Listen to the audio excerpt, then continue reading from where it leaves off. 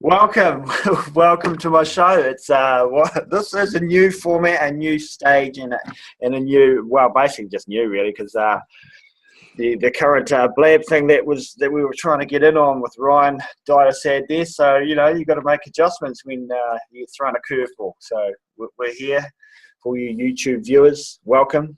My name's Hanz. I'm from New Zealand, and this is What's Your Story. It's a short clip, or a whatever you want to call it, where I talk with guests, and we just talk about how we've gone from struggles and we've gone from strength to strength to look to create a success for ourselves. So with that, my wee guest over to the left or to the right, depending on which way you're looking at it, is Ryan Roy. What's up, Ryan? I'm doing great, man. Thank you for having me on here today. It's an absolute pleasure. And as we said, we ran into a little challenge here, but people who have had challenges in their life, something like this is just a blip on the screen, and we made a quick adjustment. We're here now, so I'm excited. We are indeed. I sometimes you kind of don't know what to do. When you are throwing a curveball, everyone's just like, oh, I don't know, I just quit. That's it. But I'm like, I know there's so many other different social medias or other avenues you travel down when you're, when you're looking to do an interview purpose. So, I'm quite excited to venture into this. So it's quite good. So tell us about yourself, Ryan. Look, I know you personally. We did have a chance to meet in January, so I was super blessed to be able to, touch base with you there. And I've sort of seen you grow. I kind of watch. I'm a kind of a lurker from the back. Social media. I'm in there. I'm watching people do things, and in particular, your story. I can say without a shadow of a doubt that your story is a very part of, I can relate to a part of your story. So tell me about your stories. Tell us about who you are, da-da-da-da. Perfect. So I'll give a little backstory in regards to how you and I met and why I'm so excited to be on yours, because I'm somewhat of a lurker, and I've been following you also since the first time we engaged. And the first time we engaged, for those who don't know, Hanz shared his story on his Scopers Unite hat there. It's a platform on Periscope. And as I was lurking, trying to figure out if I was going to go on the next one, I came across his video from the week before. And Hanz, I literally, and I can't say it enough, I literally was bawling, crying, watching your story. And I thought to myself, I've always been ashamed of my story, right? And I've never really shared my story. And I've done some personal development around my story, but never shared it. And the following week on Scopers Unite, I decided to share my story. And I think at that point I connected to you, right? You connected to me, but because of your story, it allowed me the freedom to share mine, knowing that, in my opinion, you had been through so much more. But isn't that what we do to our story? We tend to diminish it, right? So the story I shared on Scopers Unite that day, I remember it very vividly, right? As I'm sure you remember the day you made your video. And I remember sitting, I was at an event somewhere in the back, and I left the room. But as I was listening to other people, I had notes. And I remember taking notes on the 4 or 5 broadcasters before me and saying, oh, somebody was born deformed. And I wrote down deformed. And I go, somebody had been raped. Somebody had been child molested. And I remember sitting here thinking, okay, and then a few other people. And I remember getting on my broadcast, and I said, hello, everybody. Welcome to the broadcast. I'm going to share my story, but I don't know how important my story is, because, and I looked at my notes, because I wasn't born with deformities in my face. And that was Jesse Johnson that day, and you interviewed Jesse. Yeah. And I go, I haven't been raped. I haven't been molested. I was only abandoned by my father at 5 years old. And I kind of paused, and then you could see the things go. And I said, and the story around that is as a young child, I was 4, about to turn 5, and it was the week before Christmas. And I was in bed with my mom, And we were sitting there and she was reading the paper and I was sitting there telling her about what I wanted Santa Claus to bring to my father's house and what I wanted Santa to bring to this house, right? Because I was a good boy and I was getting lots of presents at both houses. I was doubling up, right? And, you know, I don't know if I'm dreaming this up now, you know, it was a long time ago, but I almost picture now my mom putting the paper down, putting her glasses down and saying, I need to tell you something. And at that point, she told me that I would no longer be going to my father's house, and I wouldn't see him again. And but rest assured, Santa would bring all the presents to the house. You know, I guess that's what she did to comfort me as a 5-year-old. I've done some personal development around this, and when this instance or this moment in time came up, because we bury a lot of things, they said, "How did you feel in that moment? What did you do?" And my response was that I was strong for my mother.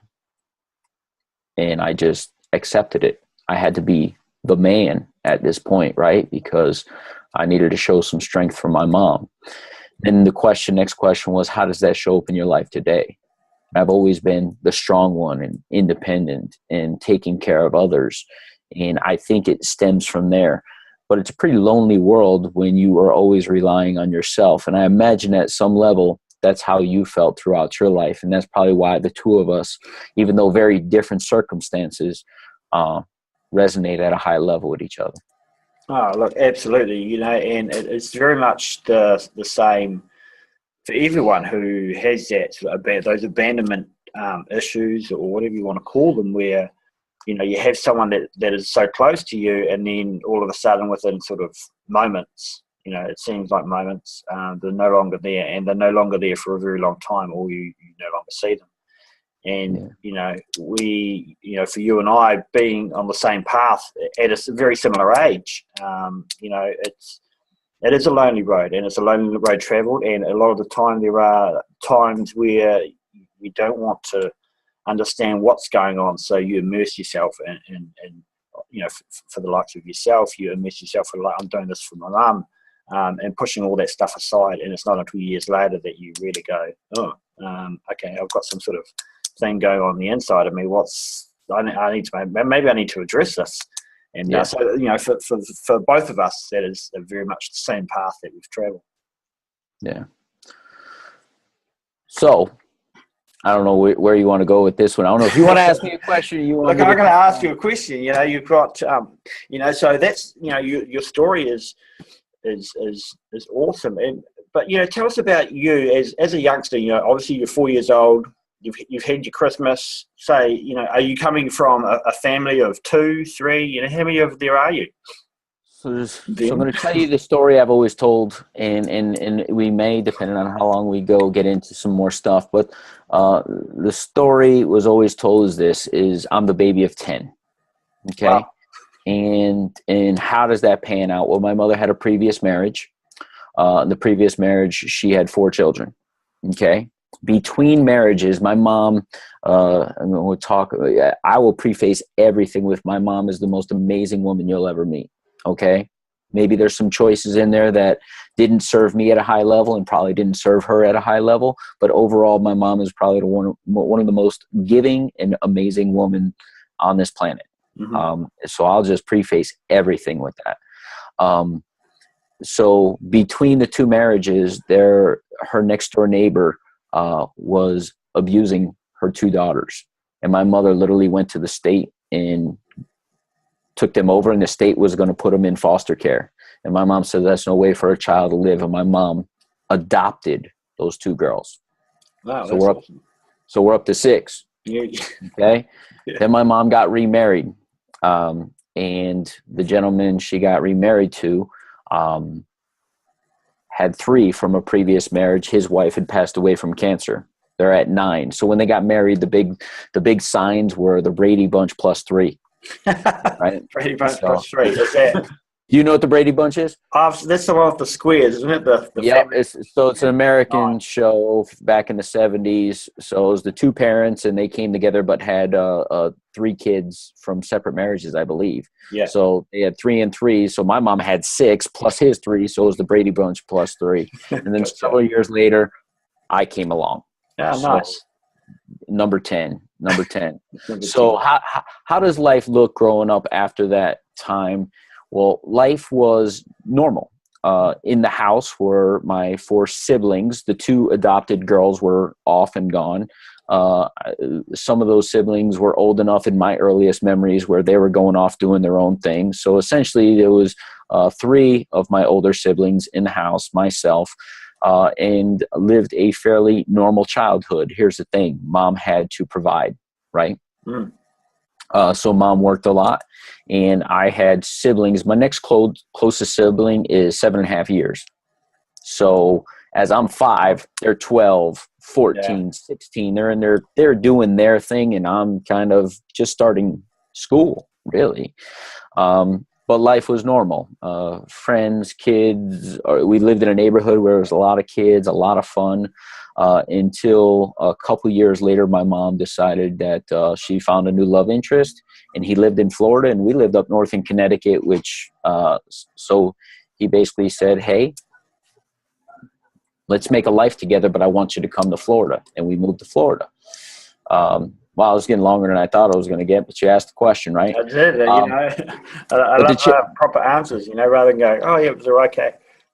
And then inside it, you're like, And then there was some turmoil where I think I had some normalcy. My mom created some level of normalcy. She had this love interest. We moved down to Florida, and I think he bit off more than he could chew, because with my mom came 2 of her teenage kids and myself, right? One a senior in high school, which didn't want to move. Right?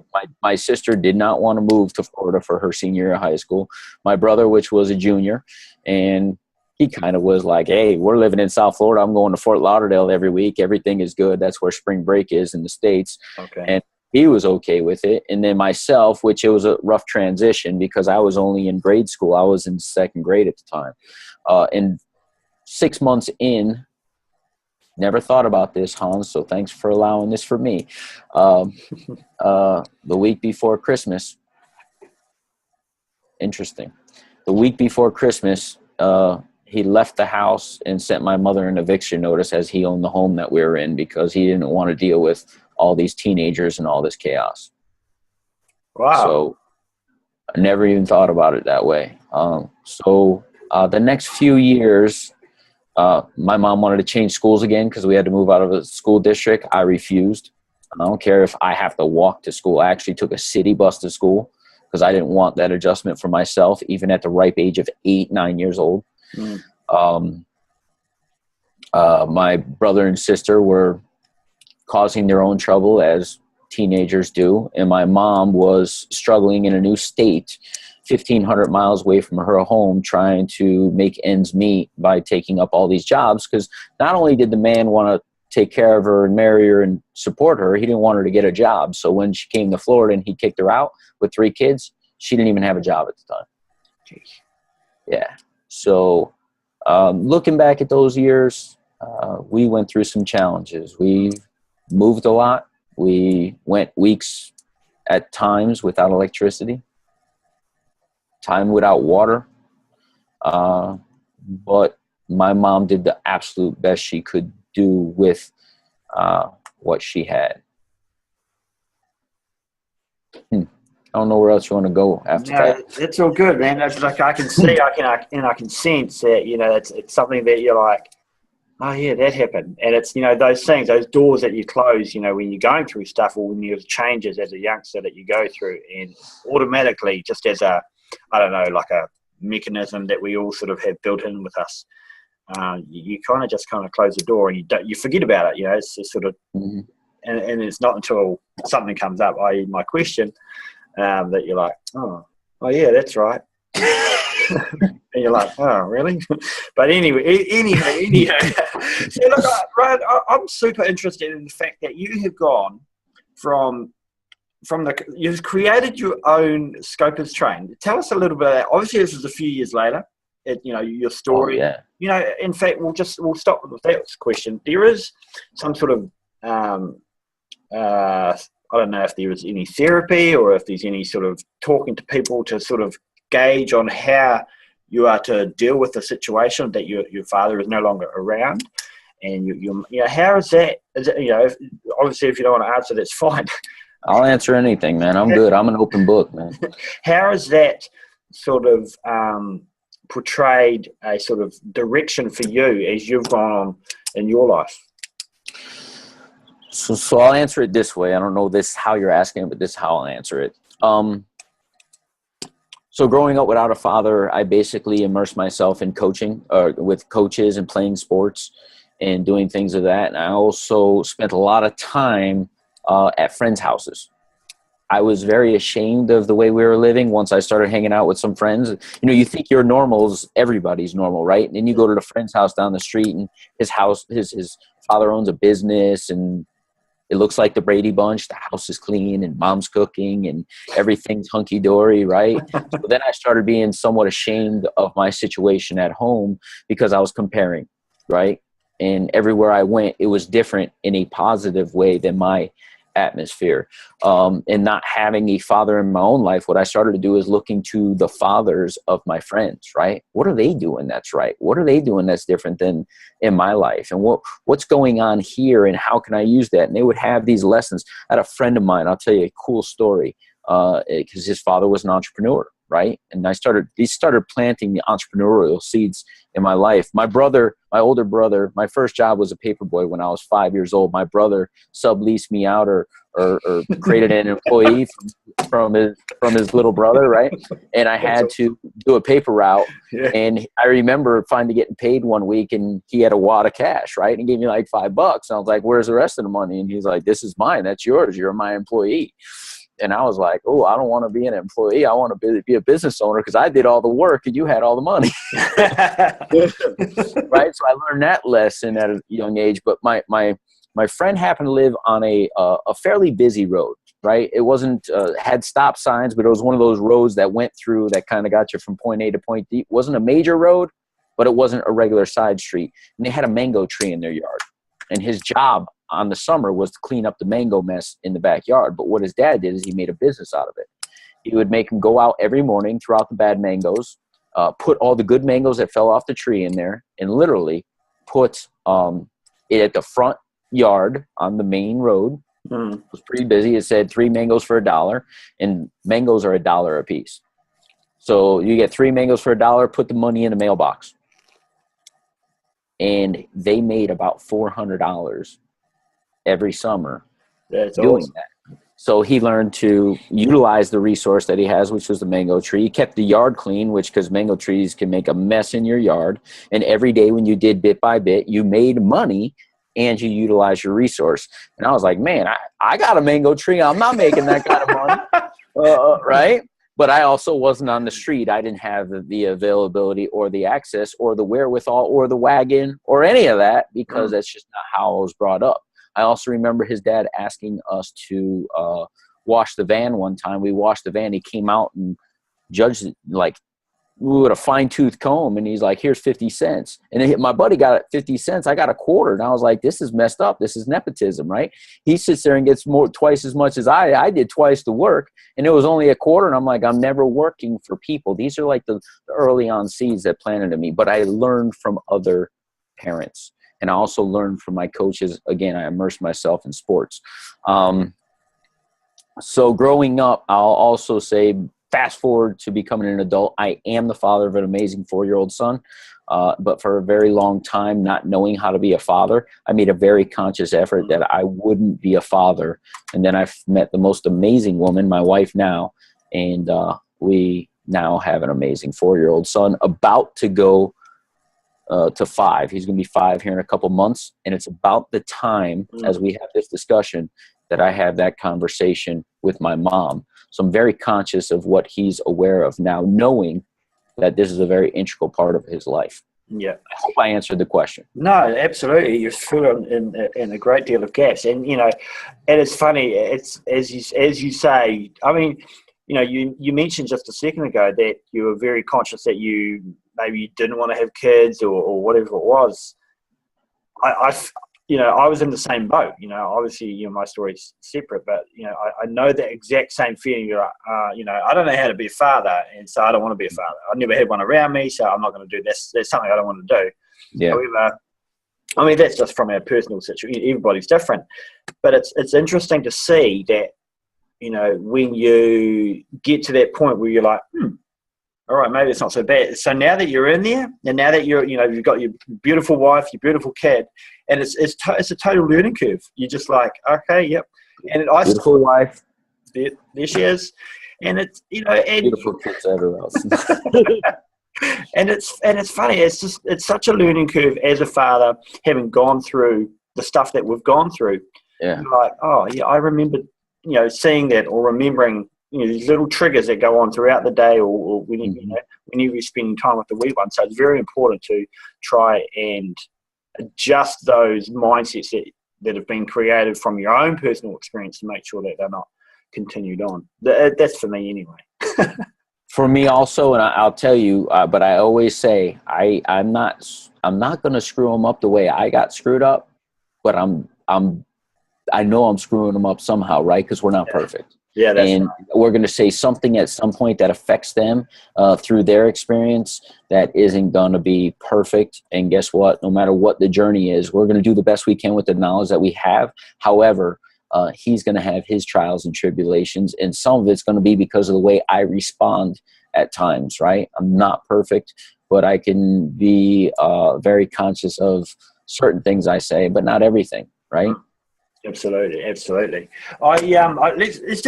a quick wee snippet break, because, you know, we are getting kind of deep here, and I just kind of want to lighten the load a little bit. I did ask you, I'm not sure if you've done it here because this is a different platform. I did ask you to bring 3 items, or if you had 3 items available. I do. Well, give us one of those items and give us a story around it. So it's you can choose. So I'm a huge football fan. Oh, okay, cool. I don't know if you know who this is. Nah, the only person I know is Dan Marino. Dan Marino. And I know there's a Tom Hardy or someone. I don't know. No, I don't. No, you don't. So this is Emmitt Smith. So Emmitt Smith, okay, yeah, I bought. This was one of my first investments. Okay, so you'll see the card is in a super thick 1-inch case. I bought this for $35 25 years ago, and it was Emmitt Smith's rookie card. Yeah. Emmitt Smith went on to be the leading rusher in the NFL all-time history, and one of my favorite football players. So when you look at it, I don't. This is the only card I bought it like this. It's the only card I ever put in a 1-inch case, and he went on to be the NFL's all-time leading rushers. Why did I choose to put it on here? Because I knew we'd be talking about my story and being abandoned by a father and things like that. This was an investment to me. I didn't know what an investment was. My upbringing didn't create, hey, what is an investment? So nobody talked about money around my house. Why? Because there was probably very much a lack thereof. My degree's in finance, right? My son won't have these as an investment. He may have them as a hobby. They won't be an investment, because if I would have taken the same $35 to purchase this card and put it in a stock, a well-known stock like Coca-Cola or anything at the time, it'd probably be worth multiple thousands of dollars simply because of time value of money and other things that we don't need to get into here. But this card, and only because he's the leading rusher in NFL history, is probably worth today maximum $200. I don't even know what it is. It's more of a keepsake for me.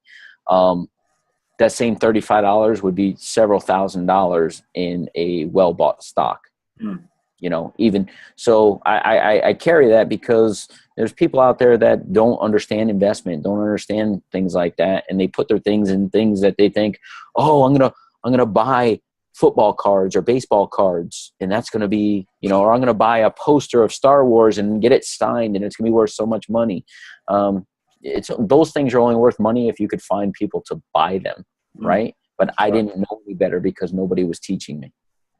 That's a good story, you know. And I as you went along the football route, when I was a young teen, I followed the basketball. Obviously, I was around when I call them the golden years with Michael Jordan and the Bulls. You know, that's what it was.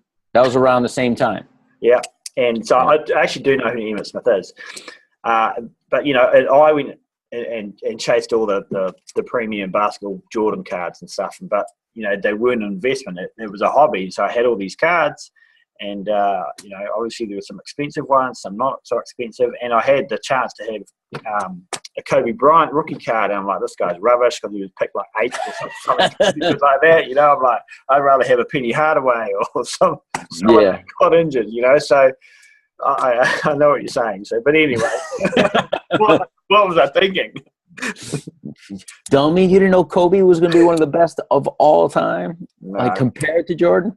No, I mean, I don't know. It's just one of those things, and how you say, you know, and the reason I kind of chose Jordan, aside from the sporting attributes that he has, was more along the father figure. You know, he was, to me, it was just like someone that I could look up to. That it was not so much in the limelight, but more, you know, to me as a youngster, it was very much that's, you know, he's got qualities that I admire. Yeah, off the court, you know. That I saw from all the way over here, which was like 8 years later. It was being so far behind. So look, thanks for that. That's a good share story. We split up there. So let's go back to the other side. I think I asked a question a wee bit earlier about how you've gone from being on a scope train to actually physically creating a website and doing your own thing. How did that come about? Why has that come about? You know, what's the guff? So the scope train that I created is I get on Periscope, right? And I love watching people grow. You know, as an accountability coach and a coach as a profession now, one of the things I love to do is watch someone who comes in maybe a little bit raw or maybe has some experience. And then, you know, you give them some guidance and you just watch them flourish, right? And I found people on Periscope that have so much potential and really support other people and come into broadcasts. And they're like, oh, your broadcasts do so much for me. And I kind of tell them the same thing that you're doing here with this is you have a story, you have a gift, you have experience that somebody needs to hear and you need to voice it. But a lot of people are scared of hitting that broadcast button on Periscope, the live stream platform, because, you know, public speaking is the #1 fear in the world. Right. And it's a form of public speaking. So I give the way I put it is I really did a broadcast one day and I was like, what is the biggest fear of hitting the broadcast button? And people were saying, I'm scared there's going to be no viewers. I'm scared that I'm going to forget what to say. I'm scared that, you know, there's going to be trolls or people coming in saying negative things. I'm scared that I won't fit in or I'll be judged. And I said, well, man, the scope train will cover that. Yeah. Like, so all we need to do is create a safe environment for these people. And if a couple trolls come in randomly, you know, we just do what we do. We kick them out, right? So I decided to create the scope train. And I said, well, people are afraid they're going to have no viewers. That doesn't happen on the scope train, right? I'm going to invite all my followers. Some great people like yourself are going to get on. And it's just like, and the 10 people who are going to be on the train should all be following each other. You know, we've been on other scope trains that have been up to 5 hours, 2 hours. I think anybody could dedicate an hour if they're going to be on it to participate with the other people. So if you got 10 other people that only have 50 followers, it's another 500 people getting invited plus my 2,700 followers. I'm like, okay, this could be good. And so what happens? I actually send everybody out an email and say, this is what the expectation is. I want you to talk and acknowledge the people in the room. Tell us a little bit about yourself and maybe a little bit of your story, enough to hook us and want to follow you, and then acknowledge people on the way out and announce the next person. Because that's really 3 minutes of content out of your 5 minutes. And if you do that and you do it at a high level, you will naturally become comfortable and realize that it's not that bad a deal, right? It's not that bad to hit broadcast. The other thing is try to tap out 500 hearts if you're watching, right? Give people the love and support and let them see it. And have yourself a little script, but you're probably not going to need it because you're going to be flushed with so many comments and so many things going on. You're not going to know what's going on anyway. That's right. And I have just had rave reviews about the scope train, but it was really designed to help people get out of their own way, help them go outside their comfort zone and grow and realize that really there is a great environment on Periscope if you get involved with the right people. And I've created just an amazing community of people who are supportive of the train. And it really stemmed from the train that you and I met on and what Steve Gatsby has done, because, you know, that was the little engine that created the idea. And I was like, well, Steve's doing his thing. I want to do my thing. He wants people to share their story. I want people just to hit broadcast. Nice. And I have been privileged to be on your train, and I can say for all the viewers on YouTube, it is a great platform, and Ryan runs it like a conductor. Is that the term? The train guy? Yeah, The come on, guy, ride a right? train. Yeah, that's and right. I do. I have, look, the train hat's right here. It's close. I put on my conductor hat, and I get the thing going, right? So you got your hat on, I have my hat on. Nice, that's awesome. That was your second item, wasn't it? It wasn't my second item. I got a couple other items here if you ask me. Brilliant. That's awesome. And you know, as I say to the YouTube viewers, it's about, you know, for me and for, I believe, for a lot of other people, you know, it's not hard to take a step. You know, it's hard to take a second step, but once you take the first one, it's all you kind of need, and then you can get that momentum going, especially when it comes to broadcasting, live streaming, or, you know, whatever your choice of format is. Yes, that is awesome. So now I know. I always wondered, how does Ryan get this? You know, I'm always interested in the stories behind why people set things up. So I love that. So I just want to see people do, you know, take action. As an accountability coach, that's what I do for a living, is I get people to take action. I'll give you a little other backstory to that. Somebody passed the scope to me for my first scope. So somebody literally was like, hey, you go live next. And I was in an atmosphere where it was encouraged for me to do so. So I did. And I felt that rush of a lot of people coming in the room, a lot of hearts, a lot of support, a lot of questions. I was like, whoa, that was awesome. Right? And I saw it. So I started passing the scope to people randomly in my broadcast, like, hey, how many of you have never scoped before? And they'd say one. Oh, awesome. Who wants to scope right now? And the first one to say it, I'm going to do it. Okay. And then I'd give them instructions of what I'm going to do, tell them to go live, and tell everybody to follow them and go over. So I was doing that like since my second broadcast. Nice. So I was like, why don't I just make a train out of this? Because everybody reaches out to me afterwards and says, that was awesome. Thank you so much for getting me started. Yeah. And then it evolved into me seeing the train and seeing a bigger platform and just evolving it into that. Going from there. Train. That's awesome. That's brilliant. Look, you know, we've got a ton of stuff that we could talk about, you know, and we've got, our stories can go so deep and all of that thing. But if people want to reach out to you, you know, obviously you're an accountability coach. You know, obviously you've got a wee bit of a nugget with the old financial something or other as well. If people want to use or get in contact with you, be able to use your services if you provide them, or just basically to reach out and say, hey, Ryan, what's up? I really connected with you on that awesome show that you did with Hanz. Hanz's awesome show.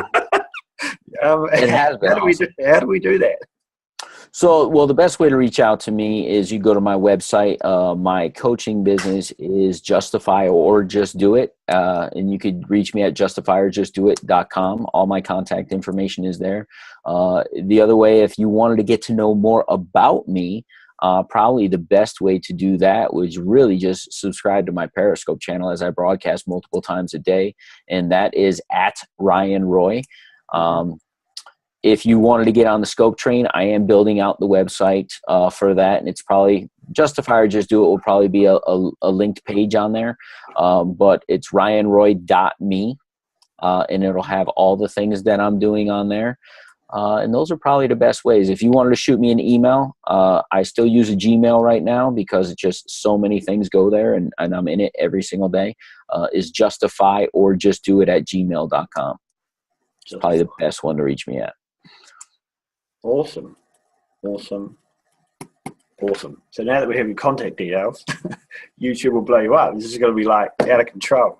It's going to be out of control. It's already, you know what? Periscope, believe it or not, at some level is making it out of control already. And that's another great way. You know, I met so many amazing people in San Francisco, you being one of them. And I feel like I am not connected enough to you guys because there's so many other things going on around. And so much of it is due to me being able to share my story, me being able to be consistent on Periscope, and me just dipping into so many great opportunities like this one to be on your show. That it's already blown up in such a great way. that I need to make sure that I have time for the family, right? Yeah, that's right. That's important too. And it's funny you say that. When you first start out with Periscope, we'll give that as an example. Is it's quite exciting watching people, lurking in the background, commenting, and doing whatever you're doing.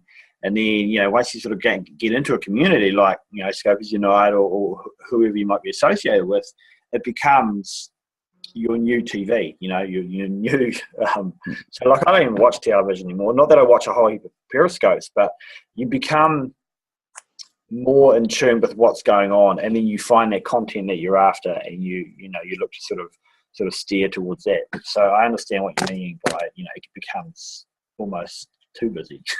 Too much. So indeed. Right. Because it's a new platform, I cannot go past without giving my new game. Have you heard of this game? Do you know about this game that I like to do? No, I haven't. I haven't seen it. So we got to do the game.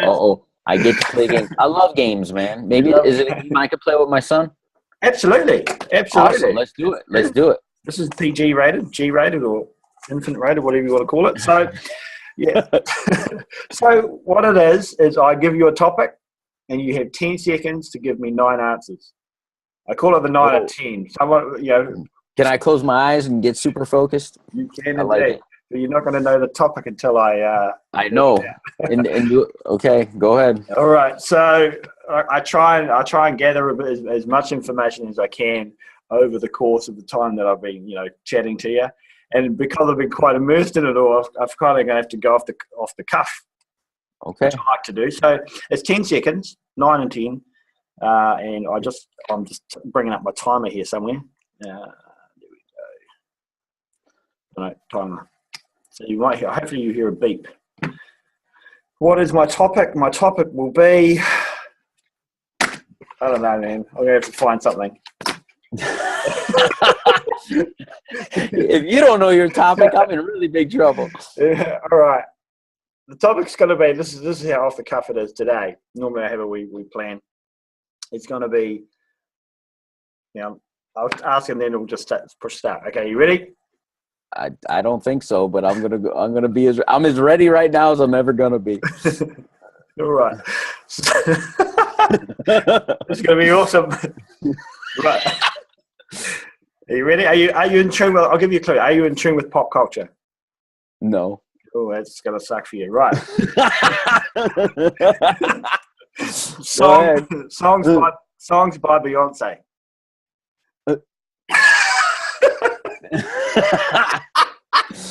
She's got a new something out there. I think is called Ice Cold Lemonade. That's all I got. Lemonade, dude. Something about lemonade. Lemonade? I didn't know that song either. I think it's brand new. It's been all over the news here in the States, man. I've heard like 5 times. I keep saying, why does everybody talk about Lemonade? Beyonce. So I don't know that it's a song. I think it's the whole album. So I gave you the whole album, which would be 10 songs. Could be like 20 songs. Could be. I don't know. 20 answers. Yeah. So Lemonade. Is that it? Is that all I got to do? Well, you had to give 9, but I could name 1. If you told me 10 NFL players, man, I would have killed it. But. All right. Let's go with that. Let's do a rehash. Are you ready? Oh. I'll be specific though. You're right. Yeah, be specific. Go ahead. All right. Give me 10 NFL players, NFL top 20 quarterbacks. Go. Oh, history-wise? Yeah. Or currently? History-wise? Okay, time out. Dan Marino. You ready?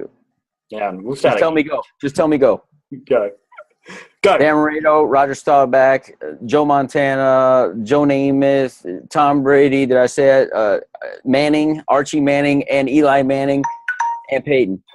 Oh, I got like 8. Dude. You got like 8. No. That's good. That's awesome. So you can do that with the wee one, even like just do books or numbers between. Yeah. So, but that's awesome. Thanks for that. But I think I got 1 in there twice, that's not for. Okay. No, I think I've heard of 3. I'm a competitor. Yeah. But as soon as I hit the Mannings, you may not know this, but the 2 brothers and the dad played, and he was pretty phenomenal back in the 70s also. So it was easy to get those 3 in. Oh, really? I know there's Peyton Manning and Eli Manning, Both have won 2 Super Bowls, and their son was their father was Archie Manning, who played for the Saints, and this is like the worst team in NFL history. But he was like the one awesome player on the worst team. So they didn't win a lot of games, but it was really exciting to watch him play. And he's the father of the 2 Manning brothers. Gotcha. And have both the brothers won 2 Super Bowls each? Okay, so that's 4. So what's so special? Is it Tom Brady? No. Yeah. What's so special about Tom? Yeah. He's been to 6 Super Bowls, only quarterback ever to beat a 6. Has won 4 of them. Only 2 other quarterbacks have won 4 Super Bowls, Joe Montana and Terry Bradshaw. But neither one of those, both of them went 4-0. Nobody else has been to as many Super Bowls as Tom Brady. Okay, gotcha. And those other quarterbacks did it in an era where you pretty much had the team together. Basically, Tom Brady's done it with 6 different teams because of free agency and stuff. Gotcha. So no matter who they put around him, they flourish. Yeah. That guy's pretty special. There you go. And he's got an airport after him as well in LA. Is that right? Is there an airport after him? Yeah, an airport building or something in LA.